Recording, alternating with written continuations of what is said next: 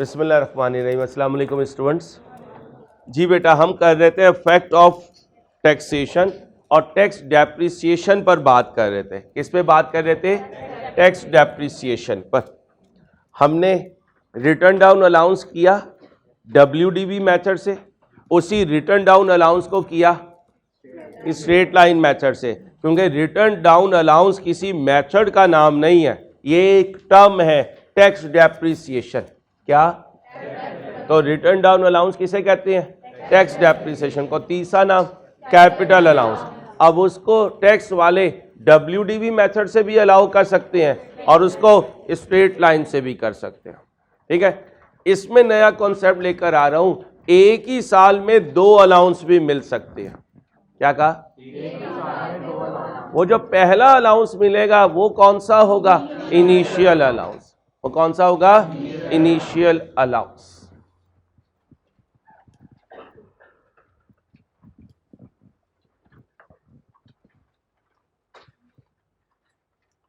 आज हमने इंशाल्लाह हिम्मत करके पास पेपर सॉल्व करना है।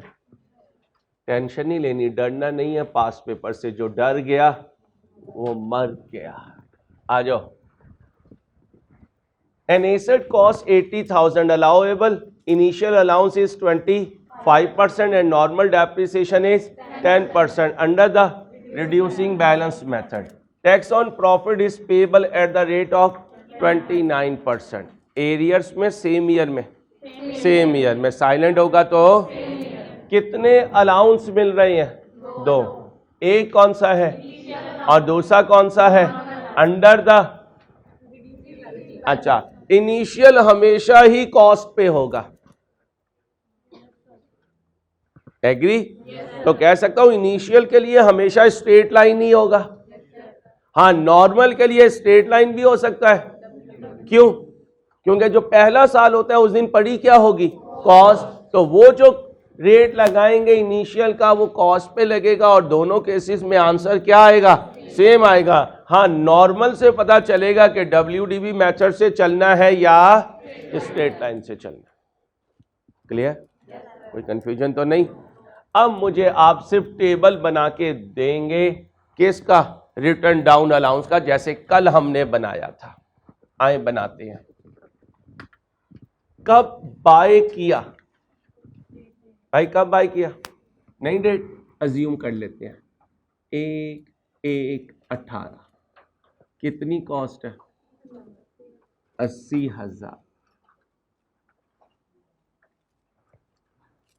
जी भाई, 31/12/18 क्या है?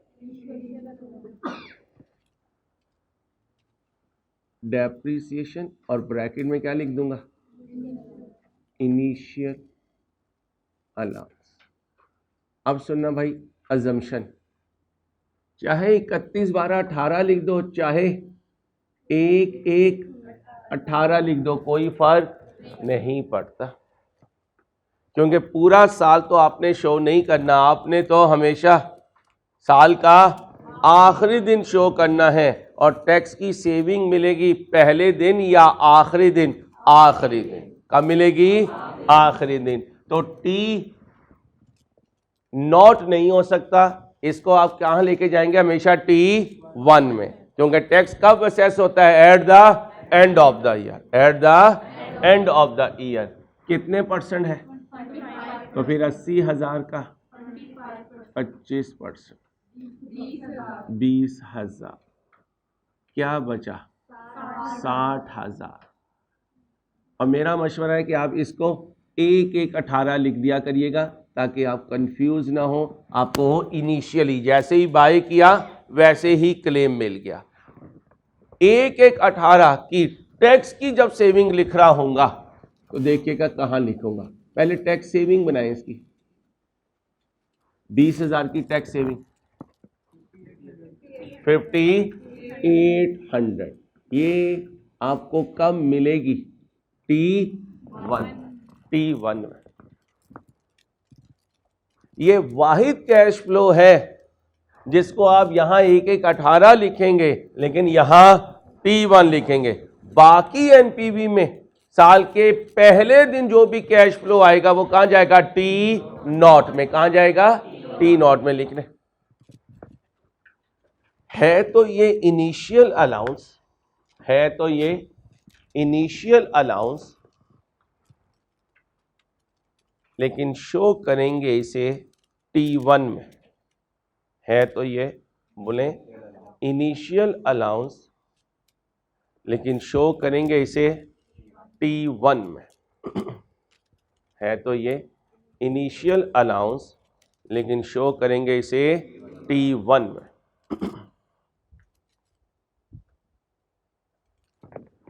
अब अलाउंस कब कैलकुलेट होगा, 31, 12, 18, 31, 12, 18।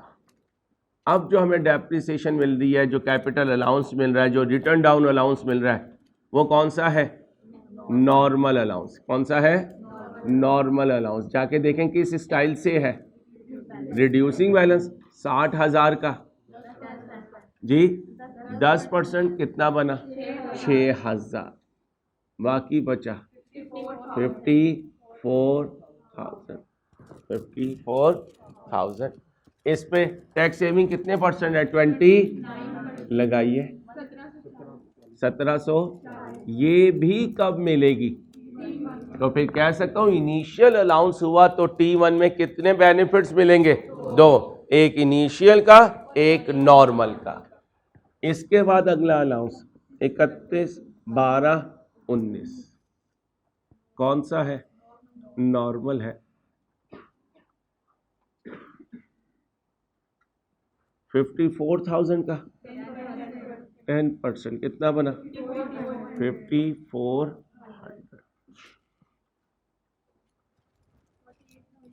पहले इसका बताएं, 29%, 15 कब, T2 में कंप्लीट कर दें।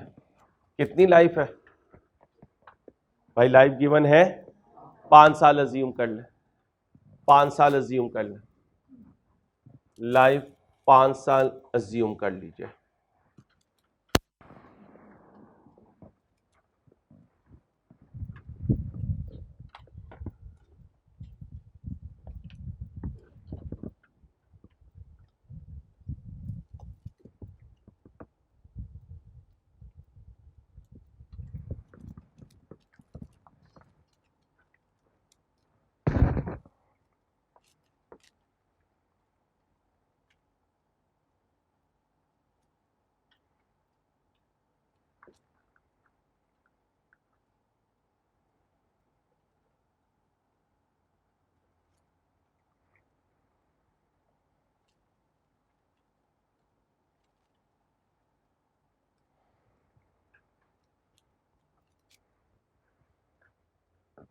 जी भाई 31 बोले 12, 20 डेप्रिसिएशन। पहले ये बताएं, 48 और नहीं भाई 48,600, शाबाश। कौन सा अलाउंस है, नॉर्मल अलाउंस है। 48,600 का कितना बना, 4860। बोले भाई 43,740। इस पर लगाएं 29%, 1409। कब मिलेगी, T3 में। आगे आ जाए, 31, 12, 20, 21 normal depreciation allowance, normal allowance.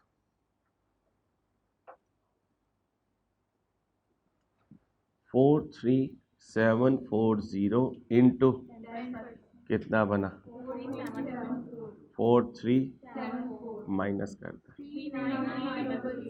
39,366। कब, आखिरी साल आ गया भाई, आखिरी साल आ गया। अब कोई रेजिडुअल वैल्यू अज्यूम कर दो। 10,000 कर दूं? अब दो अजम्पशन है, मैं अज्यूम कर रहा हूं कोई रेजिडुअल वैल्यू नहीं है। अब बताओ क्या करूं? सारे का सारा बैलेंसिंग अलाउंस, ठीक है। मैं अज्यूम कर रहा हूं 10,000 रेजिडुअल वैल्यू है, कर दीजिए माइनस 293,663, ये सारे का सारा 31/12/22 को क्या बन गया? Balancing allowance. क्या बन गया? बैलेंसिंग अलाउंस 293,666, ये जीरो आ गया। अब बोलें जी 29%,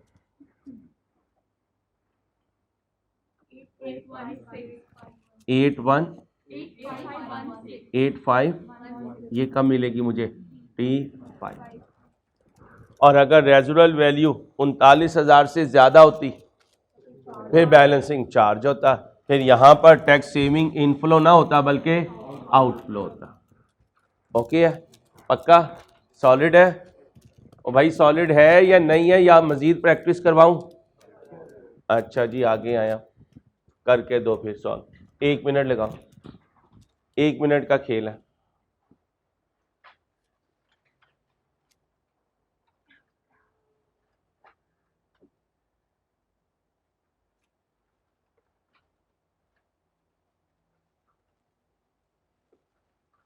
एनपीवी कैलकुलेट करनी है,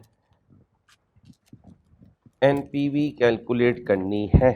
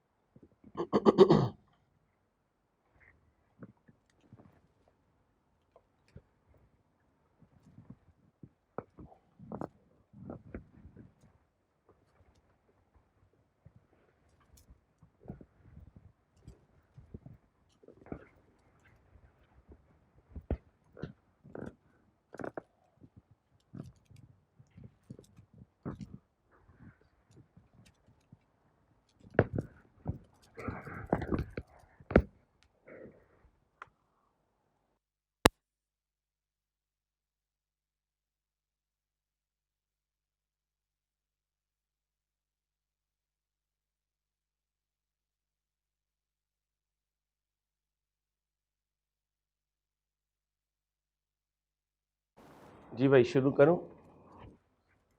सबसे पहले क्या करें, कैपिटल अलाउंस की calculation. A company is considering an investment in a non current asset costing 80,000. It is expected to have a scrap value of 20,000 at the end of year 4. The project would generate the following cash inflow. Allowable initial allowance is 25% and normal depreciation is 10% under the reducing balance method.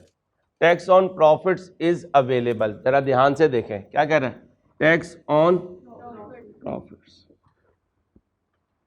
is payable at the rate of 32%. The post-tax cost of capital is 9%.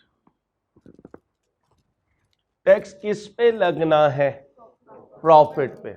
अब एक तरीका ये है कि पहले format में capital allowance tax depreciation minus की जाए और टैक्स कैलकुलेट कर लिया जाए, बाद में उस टैक्स डेप्रिसिएशन को ऐड बैक कर दिया जाए। बात को समझे। रेसलिंग देखिए कभी, दो रेसलर लड़ रहे होते हैं, जो 2 नंबर रेसलर होता है उसका बंदा आता है, ठीक है, रेफरी दूसरी तरफ देख रहा होता है, अपोनेंट के सर पे प्लास्टिक की कुर्सी मार देता है और शो क्या करता है, लोहे की कुर्सी है, यही शो कर रहे होते हैं ना, नूरा कुश्ती चल रही होती है। उसके बाद वो रिंग से बाहर निकल जाता है, जो उसने काम करना था कर दिया, उसके बाद रिंग से बाहर निकल गया। टैक्स डेप्रिसिएशन ने हमारे प्रॉफिट को क्या करना है, कम करना है। हम उसे फॉर्मेट में से पहले माइनस कर दें, प्रॉफिट कम हो गया, अब उस प्रॉफिट पे टैक्स लगा दें, लगा दिया, बाद में जो माइनस की हुई है डेप्रिसिएशन उसे क्या कर दें, ऐड बैक। एक तरीका तो ये है। दूसरा तरीका, जो कैश फ्लो दिए हुए हैं इन पर ही टैक्स लगा दें, लगा दिया। अब आप कहेंगे कि टैक्स डेप्रिसिएशन पर जो टैक्स सेविंग होनी थी वो उसको अलहदा कैलकुलेट कर लें और उसे as a cash inflow show कर दें। दोनों स्टाइल्स एक्सेप्टेबल हैं। जो कहते हैं हम उस पे आज से चलना शुरू करेंगे, फिर उसी पे चलते रहेंगे। सेकंड वाला टैक्स सेविंग अलहदा कर देते हैं और इधर कैश फ्लो पे टैक्स लगा दिया करेंगे। आए सबसे पहले कैपिटल अलाउंस कैलकुलेट करते हैं। कब बाय किया, नहीं है, 1/1/19 अज्यूम कर लेता हूं। कॉस्ट बताएं 80,000। पहली डेप्रिसिएशन 1/1/19, क्योंकि क्या मिल रहा है, इनिशियल अलाउंस मिल रहा है। टैक्स डेप्रिसिएशन ब्रैकेट में इनिशियल 80,000 का, बोलें भाई 25% कितना बना, 20,000 माइनस करें 60,000, 60,000 31/12/19 टैक्स डेप्रिसिएशन कौन सा, नॉर्मल। 60,000 का 10%, 6,000, बाकी 54,000। 31/12/20 क्या, टैक्स डेप्रिसिएशन कौन सी, नॉर्मल। कितना, 54,000 का 10%, 5,400।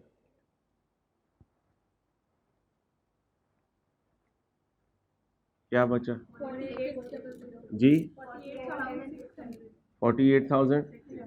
अब 31/12/21 टैक्स डेप्रिसिएशन नॉर्मल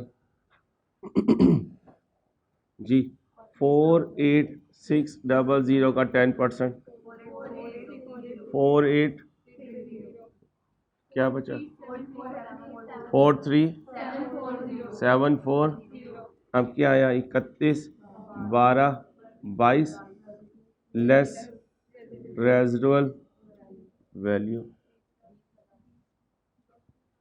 कितना है ये जीरो था 20,000 माइनस करें 23,740 31/12/22 बैलेंसिंग अलाउंस कितना 23,740 क्या हुआ जीरो। यहाँ क्या है टैक्स सेविंग, टैक्स सेविंग कितने परसेंट 32%। बोले भाई 6,400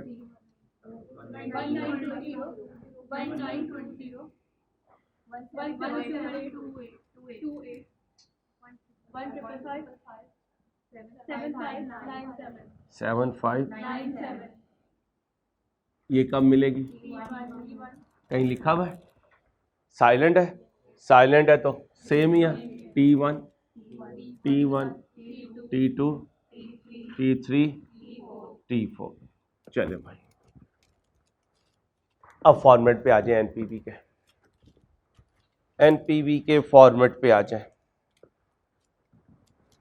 कितने साल की लाइफ है T0 T1 T2 T3 T4। चलो जी कैश इनफ्लो बताएं,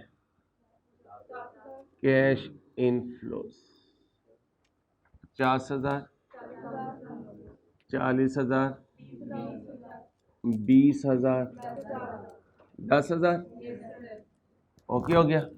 अब इस पर टैक्स लगाएं, टैक्स ऐड कितने परसेंट 30 बोलें जी 12,000 जी जी 30,200। इनिशियल इन्वेस्टमेंट बताएं, इनिशियल इन्वेस्टमेंट कितना 80,000। डिस्पोजल वैल्यू बताएं, डिस्पोजल वैल्यू 20,000। चौथे साल लिख दो। आगे चलें, अब क्या लिखेंगे tax saving on capital allowance. क्या बोलोगे tax saving on capital allowance. Tax depreciation भी कह सकते हैं, नो इशू। T1 में इन दोनों को जमा करेंगे, इन दोनों को जमा करेंगे। बोले भाई 8320 फिर 17 नेक्स्ट 1 नेक्स्ट 7597 सॉरी माजरत बेटा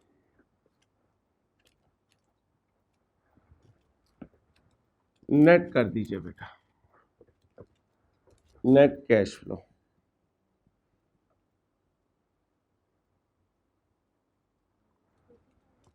जी 80,000 negative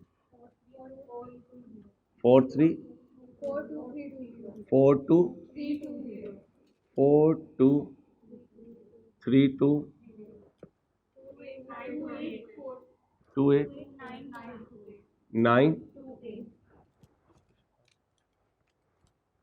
next 15155 34397 cost of capital बताएं कितने परसेंट पे है जी?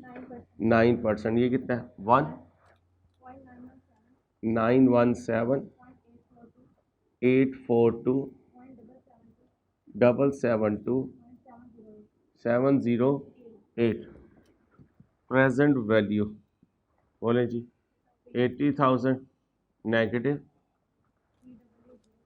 38807 24357 11 700 4353 जी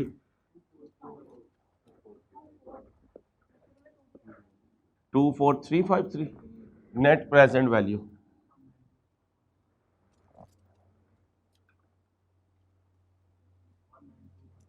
जी 1921 पॉजिटिव भाई पॉजिटिव। प्रोजेक्ट को क्या करेंगे? एक्सेप्ट करेंगे। प्रोजेक्ट को क्या करेंगे? एक्सेप्ट करेंगे। ये कॉपी करें और नेक्स्ट हेडिंग बनाएं।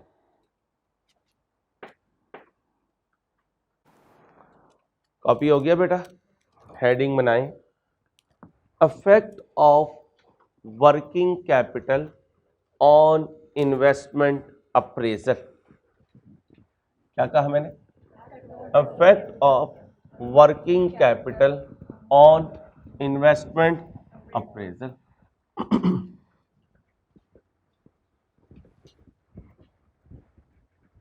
क्या कहा? Effect of working capital on investment appraisal.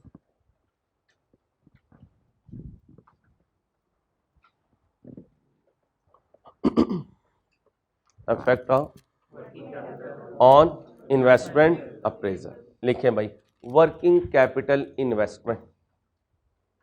सब हेडिंग बनाएं, वर्किंग कैपिटल इन्वेस्टमेंट।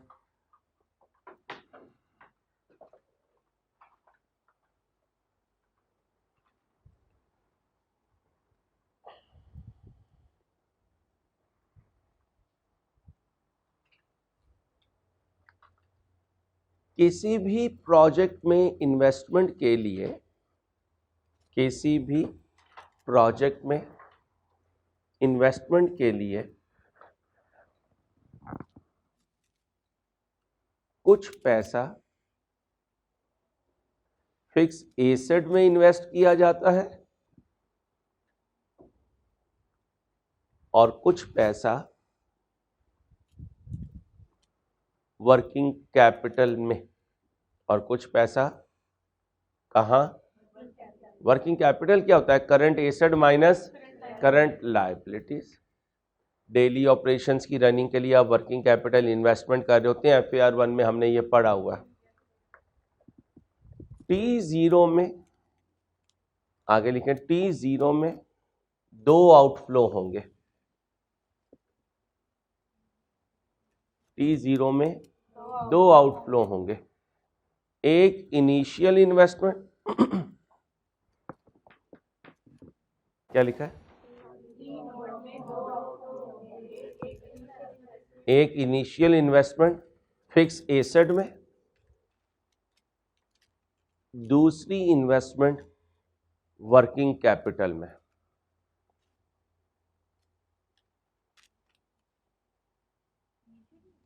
वो भी इनिशियल होगी बेटा।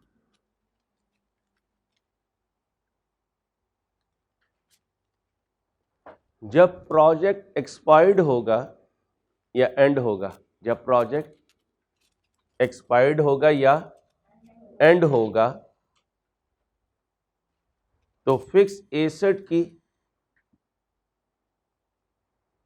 रेजिडुअल वैल्यू मिलेगी। तो फिक्स एसेट की बोलें रेजिडुअल वैल्यू मिलेगी और वर्किंग कैपिटल फुल रिकवर होगा। और वर्किंग कैपिटल बोलें फुल रिकवर होगा। और ये दोनों इनफ्लो होंगे, और ये दोनों इनफ्लो होंगे।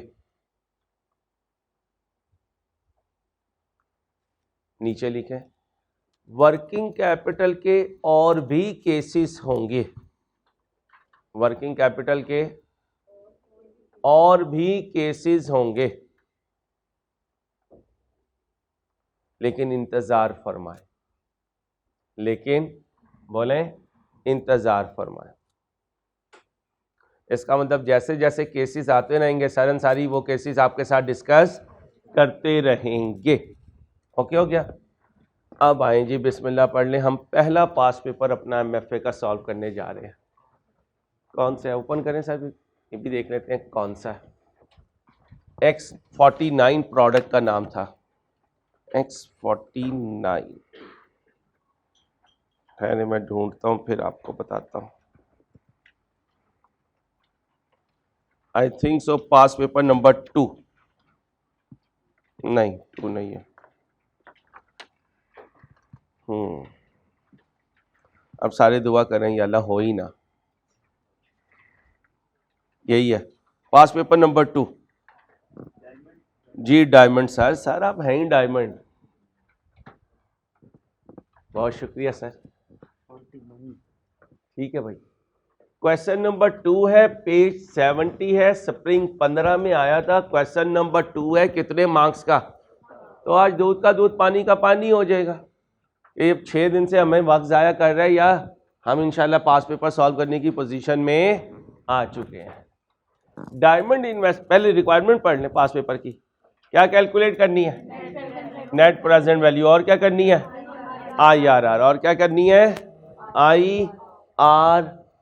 पढ़ें क्वेश्चन, ध्यान से क्वेश्चन पढ़ें।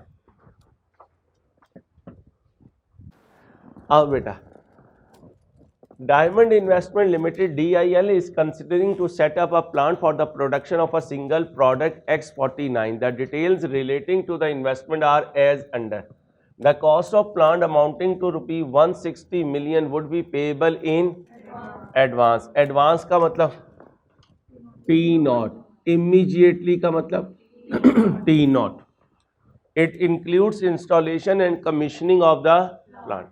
Working capital of 20 million would be required at the commencement of, और याद रखना जब प्रोजेक्ट स्टार्ट होगा कमर्शियल ऑपरेशंस भी उसी वक्त स्टार्ट होंगे। तो इसका मतलब ये भी कब आएगा? T0 में। ये भी आउटफ्लो है और ये भी आउटफ्लो है।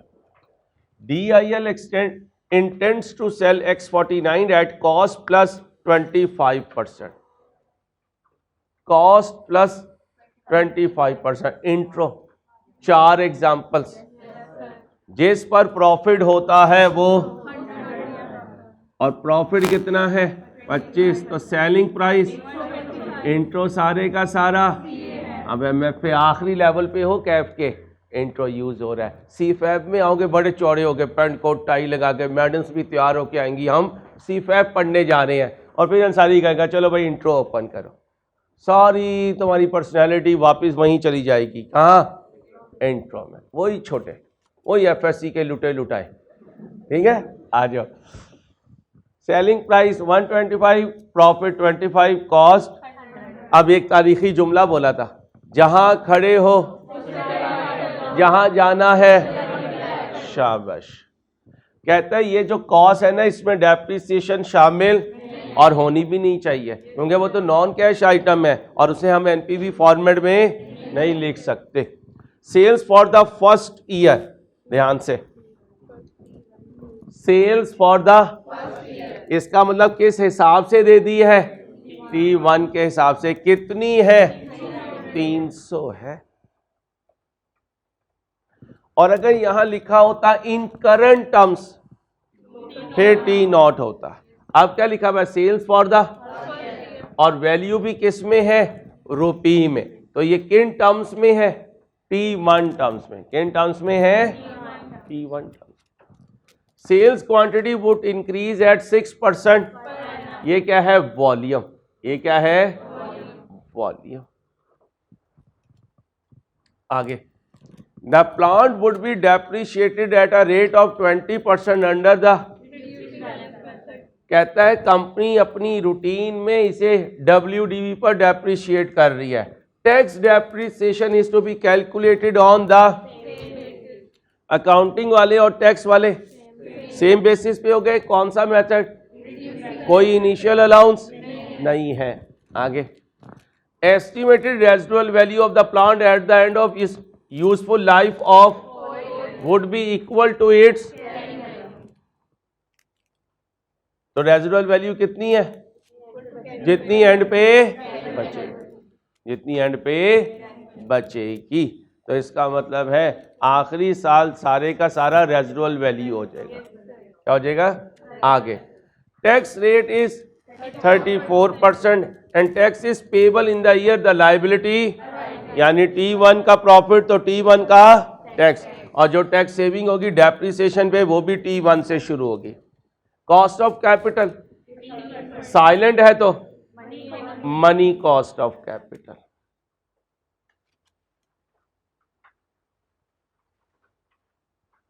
All cost and prices are expected to increase at a rate of, सालों का रेट क्या कर दिया? सेम कर दिया। कितने percent? 5%। Required compute the NPV। पहले सबसे पहले टैक्स डेप्रिसिएशन कैलकुलेट कर दें। टैक्स डेप्रिसिएशन जल्दी से कर दें।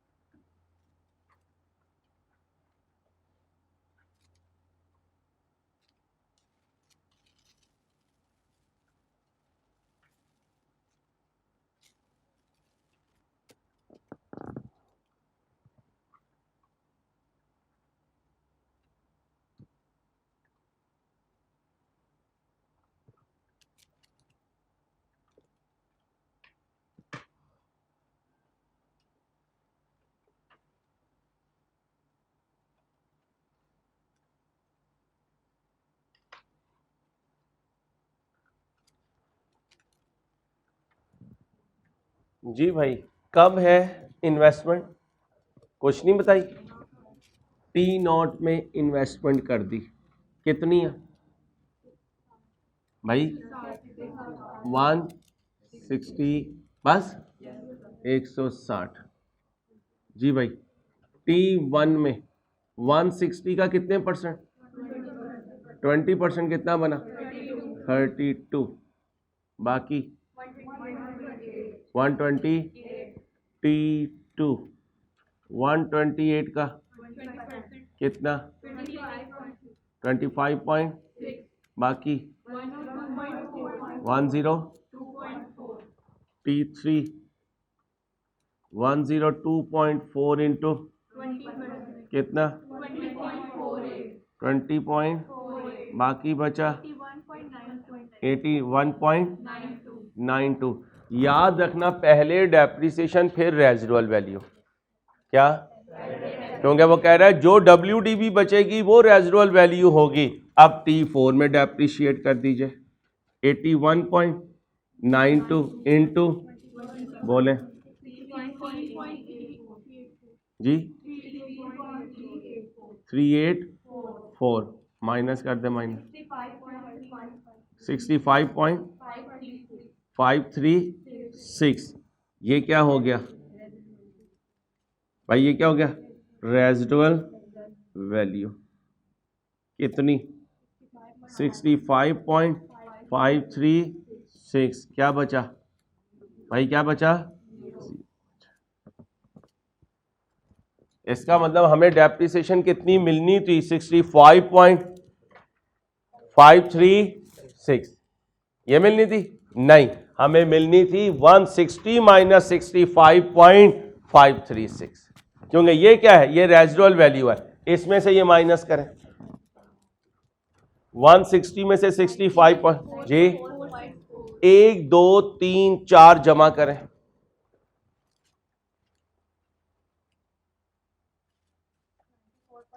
आ गया।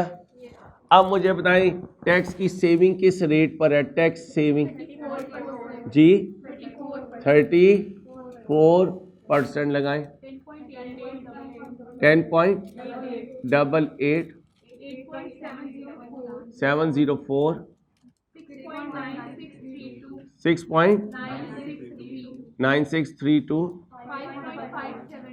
5.571, ये कहाँ है T1, ये कहाँ है T2, ये कहाँ है T3, ये कहाँ है T4।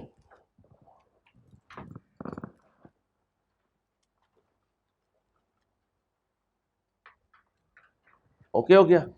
अब आ जाए एनपीवी पर, अब आ जाए एनपीवी पर।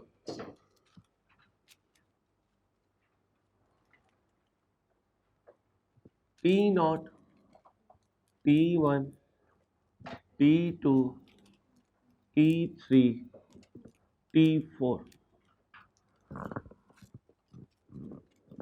T1, T2, T3, T4। पहली आइटम क्या लिखनी है, सेल्स। पहले साल कितनी है 300, कितनी है 300। क्या लिखा हुआ है, ऑल कॉस्ट एंड, कहीं रेजिडुअल वैल्यू की बात की नहीं, इसका मतलब है वो इन्फ्लेट। अच्छा, इसकी एक और रीजन भी है, रेजिडुअल वैल्यू एब्सोल्यूट टर्म्स में तो दी ही नहीं है। क्या कहा है कि जो WDV होगी वही रेजिडुअल वैल्यू होगी, और वैसे भी यहां जिक्र किसका कर रहा है, कॉस्ट एंड प्राइसेस का। लेकिन मैं ये कहूंगा कि मैं प्राइसेस को यहां फोकस नहीं कर रहा। अगर यहां कोई रेजिडुअल वैल्यू गिवन होती तो उसे भी 4 साल के लिए इन्फ्लेट कर देता, क्योंकि वो भी कोई डिस्पोजल प्राइस है, वो भी कोई। तो लिखे इस क्वेश्चन में रेजिडुअल वैल्यू एब्सोल्यूट टर्म्स में नहीं दी गई। इस क्वेश्चन में रेजिडुअल वैल्यू बोले एब्सोल्यूट टर्म्स में नहीं दी गई, इसलिए वो इन्फ्लेट नहीं होगी।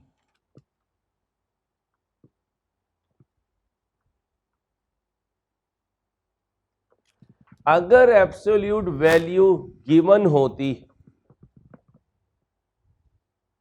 अगर बोले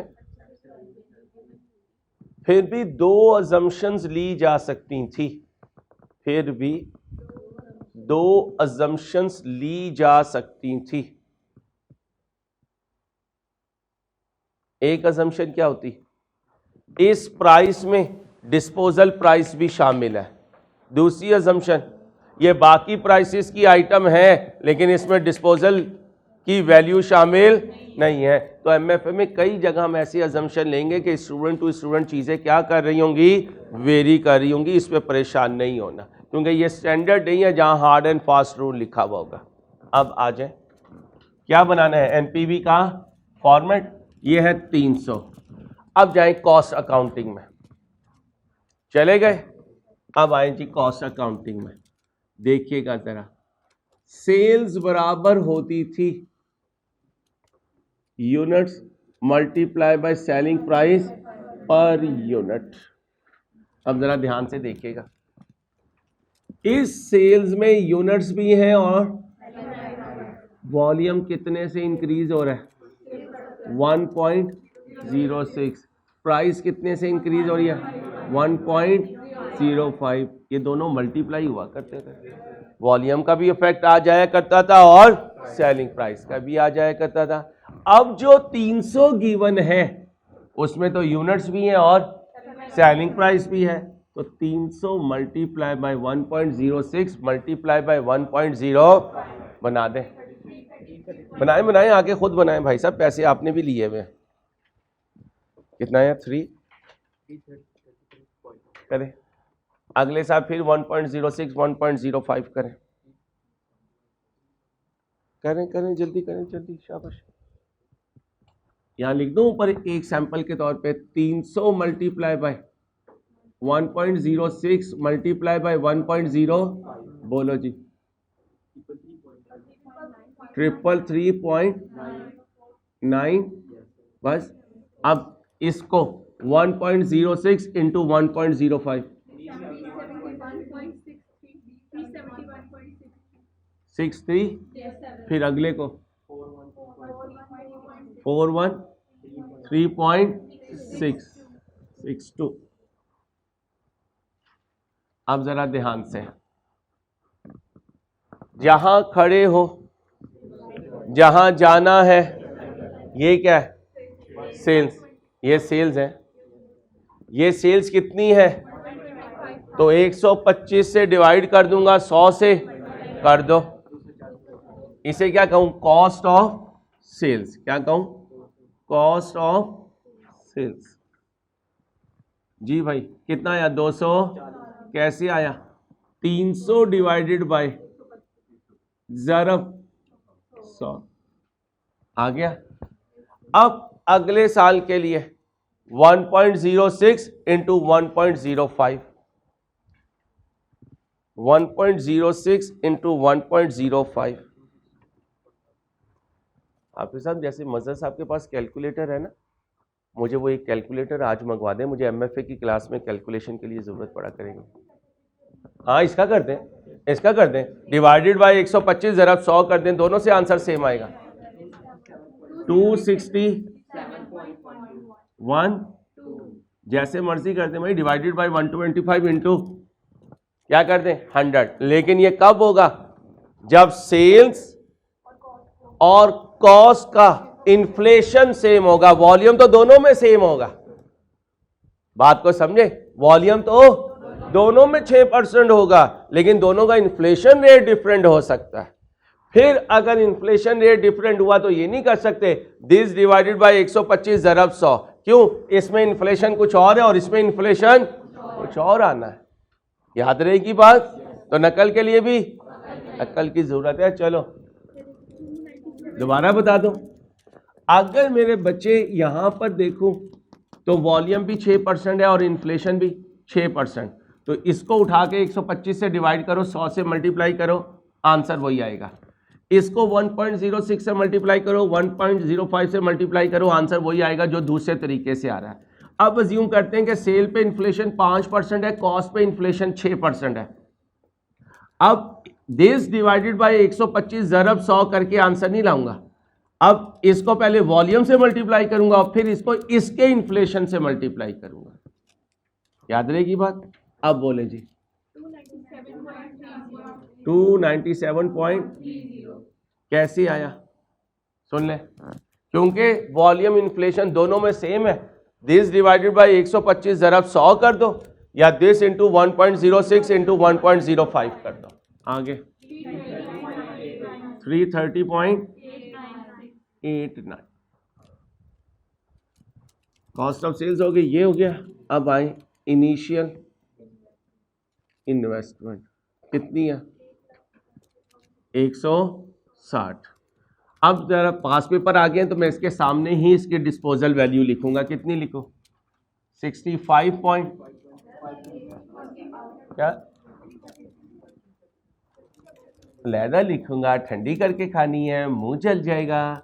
65.536 भाई इनिशियल इन्वेस्टमेंट ये है, यहां लिखा जाएगा वर्किंग कैपिटल इन्वेस्टमेंट।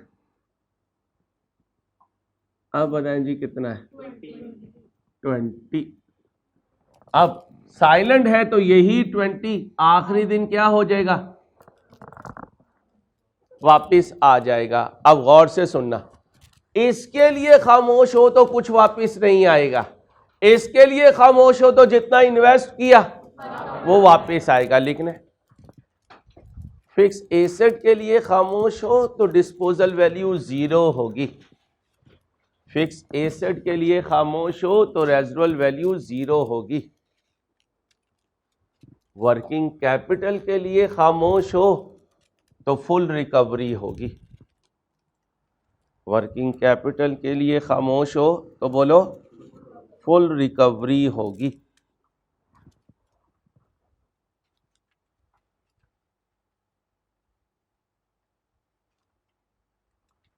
अब साइड पे लिखें, वर्किंग कैपिटल के इन्फ्लेशन का रेट सेपरेट दिया करेगा,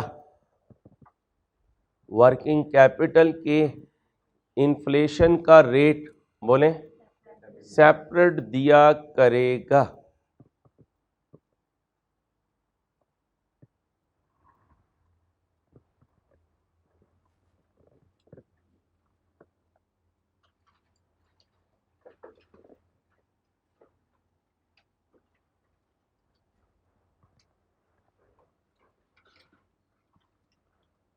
net cash flow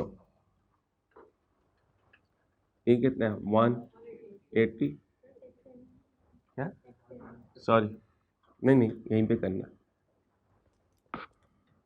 tax savings on capital allowance, tax savings on capital allowances लिखवाएं जी। पहली कब थी T1 में कितनी 10.88, inflow outflow inflow T2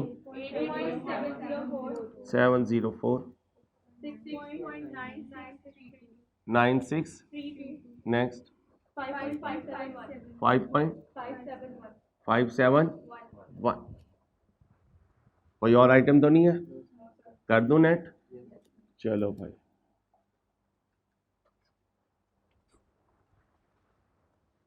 net cash flows 180 negative, next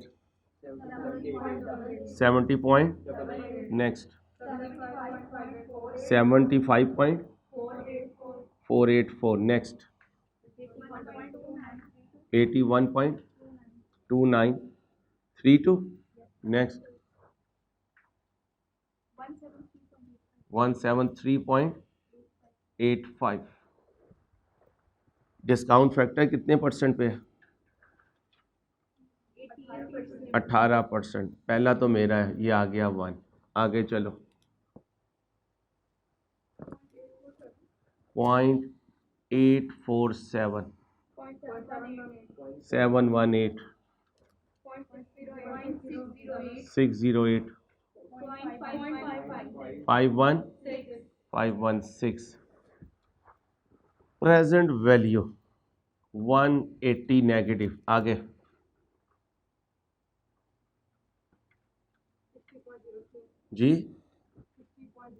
60.03, आगे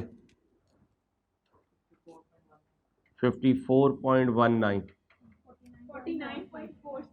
49.47 89.674। R2 से आके MFA में ना सुकून आता है, वो R2 में तो R1 में वहां से शुरू करो, एंड में प्रोजेक्टर भी बंद करना पड़ता था, आंसर पूरा नहीं होता था। यहाँ दिमाग का खेल है, बहुत लंबे आंसर नहीं होंगे इंशाल्लाह। NPV बताएं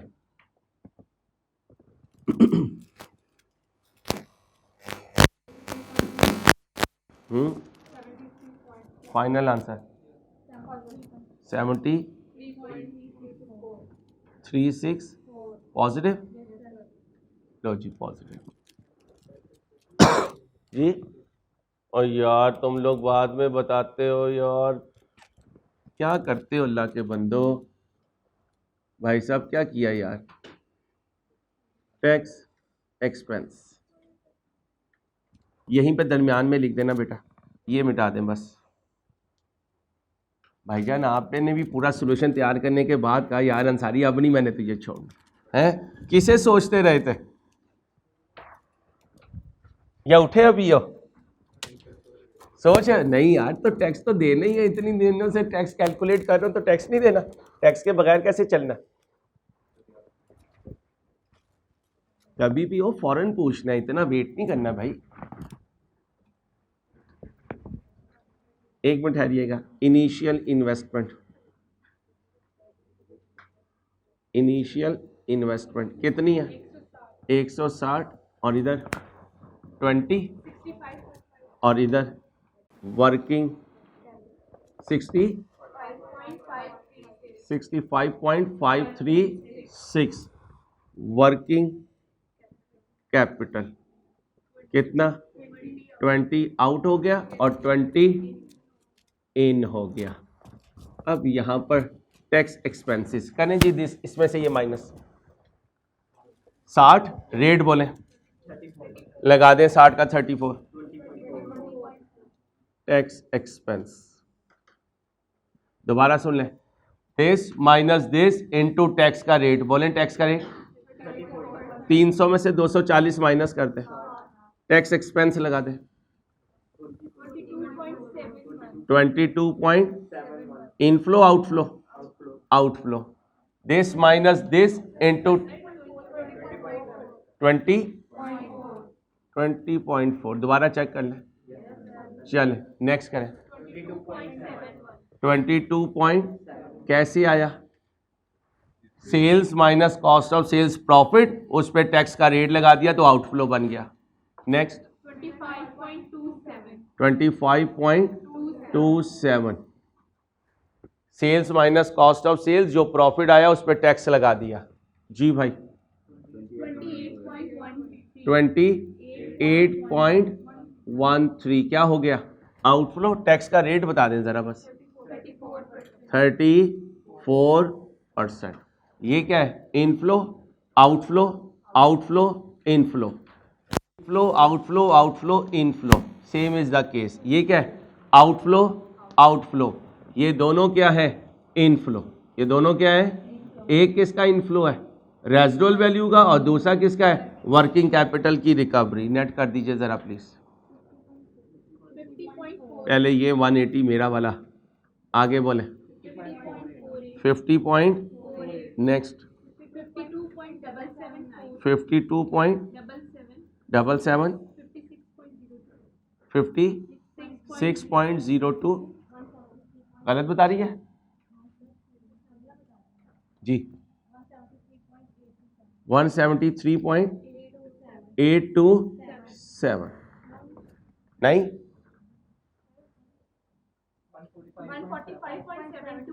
145.728। कोई कैश फ्लो देख लें, रह तो नहीं गया। अब आए 18% पे, ये 1 था, फिर क्या था? और नहीं बीबी, डिस्काउंट फैक्टर 0.84, नेक्स्ट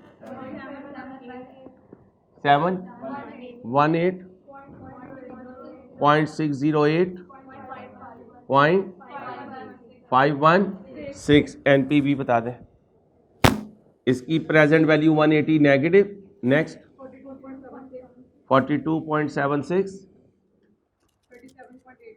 37.89, 06, 75.195। पॉजिटिव में से नेगेटिव जमा कर दें, एनपीवी आ जाएगी।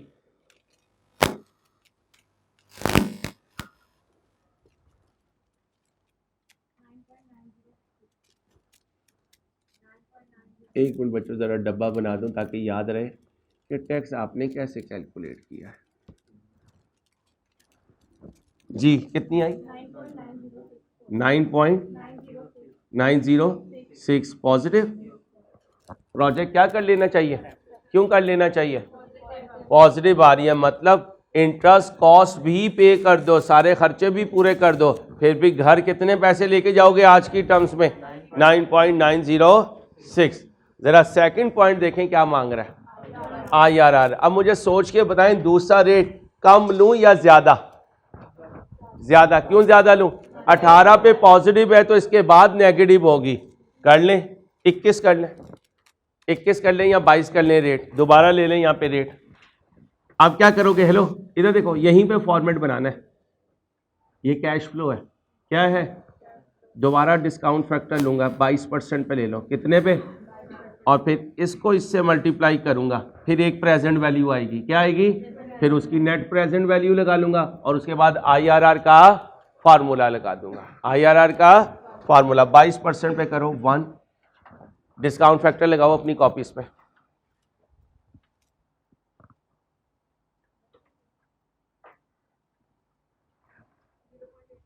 जी 0.819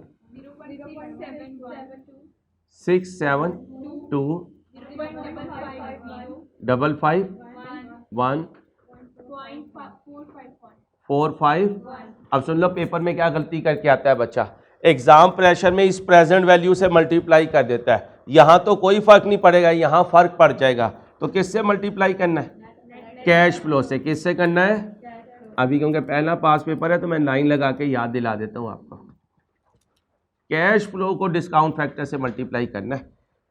करें जी प्रेजेंट वैल्यू 180 नेगेटिव 4034 35 पॉइंट जी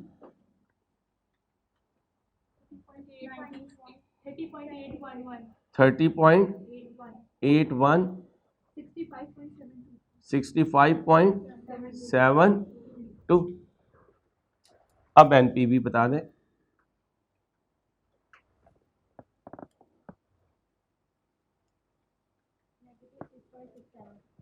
नेगेटिव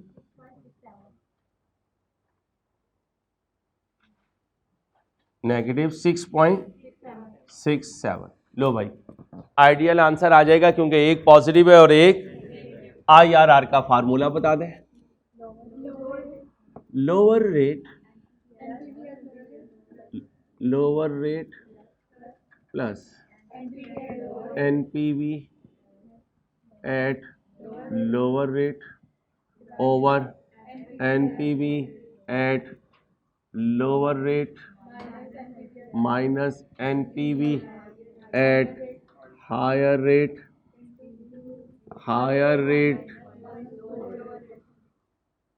माइनस लोअर रेट। रोज का होमवर्क भी कर रहे हो या नहीं? लोअर रेट बताओ 18% plus NPV at lower rate 9.906 over 9. एक फार्मूले का माइनस है, एक वो माइनस है, दोनों क्या हो गए? प्लस हो गए। Higher rate 22 minus 18%। मुझे सिर्फ इस बॉक्स का आंसर दें। 598 और इधर क्या है? 4%। 18% जमा करें मल्टीप्लाई 2.392% जमा करें 20.392%। अगर घर जाके इस पर डिस्काउंट करेंगे तो कुछ रुपए का फर्क आएगा वो, लेकिन वो राउंडिंग ऑफ का फर्क होगा। IRR के हिसाब से एक्सेप्ट करना चाहिए या रिजेक्ट करना चाहिए? IRR का रूल बताएं, डिसीजन रूल। IRR अगर कॉस्ट ऑफ कैपिटल से तो एक्सेप्ट करो। IRR कितना है? और उधर कॉस्ट ऑफ कैपिटल 18, क्या करना चाहिए? NPV भी कह रही है एक्सेप्ट करो और IRR भी कह रहा है एक्सेप्ट करो। अब सुनो, अब जो बोल रहा हूं ये आपके सिलेबस में नहीं है, BFD में आएगा इंशाल्लाह। मुलाकात हुई तो उस वक्त देखेंगे, है? अब सुनना, कभी कभार ऐसा होगा NPV कहेगी एक्सेप्ट करो, IRR कहेगा रिजेक्ट करो, या IRR कहेगा एक्सेप्ट करो, NPV कहेगी रिजेक्ट करो, कहेगा। ऐसे होगा। जब ऐसे होता है तो एक नई टेक्निक आती है, उसे कहते हैं modified internal rate of return. क्या?